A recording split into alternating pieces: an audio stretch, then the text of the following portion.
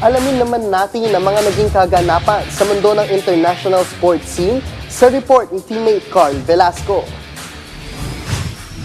Dinumina ng Spanish League top seed na FC Barcelona ang kanilang inner city rival na Espanyol de Barcelona 4-1 sa Derby Barcelona ng La Liga regular season na naigang chemistry ng La Liga powerhouse kung saan sa unang 9 na minuto pa lang ng laban na ibaon agad ni Ferran Torres ang unang score ng koponan matapos ang isang header sa parehong half. Muling nakalusot si Torres sa depensa ng Espanyol, dahilan para doblehin nito ang kalamangan ng Barca. At bagong matapos ang full time, 2 goals pa ang pinakawalan ni na Barcelona superstars Lamine Yamal at Marcus Rashford para tuluyan na nitong maungusan ng Espanyol at makuha ang ika-26 nitong panalo ngayong season. Sa basketball naman,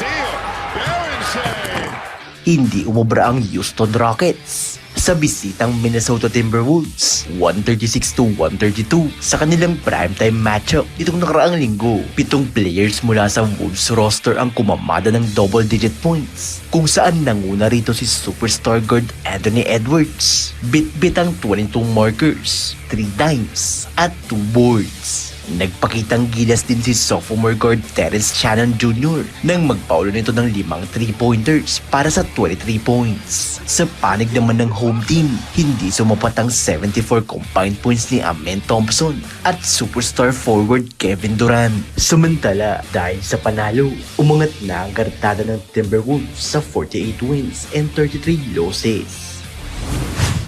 At sa baseball, nanaigang Los Angeles Dodgers sa kanilang sagupaan kontra sa Texas Rangers 6-3 sa muling pagsisimula ng Major League Baseball regular season nitong nakaraang linggo. Unang kumamada para sa defending champs si designated hitter Shohei Ohtani matapos ang 390 feet right-wing homer para sa una nitong score. Sa parehong inning, si Dodgers right fielder Teoscar Hernandez naman ang sumunod ng miss-score matapos ang isang left center hit para sa home run. Sa bottom third inning naman, muling umiskor ang Dodgers sa tulong ni Will Smith matapos ang isang double play mula kay Hernandez. Dahil dito, hindi na muling nakahabol pa ang bisitang Rangers, dahilan para tuluyan ng makuha ng LA ang panalo kung saan nangunguna pa rin ito sa National League West. Hawak ang 11 wins and 3 losses. Carl Velasco para sa Pambansang TV sa Bagong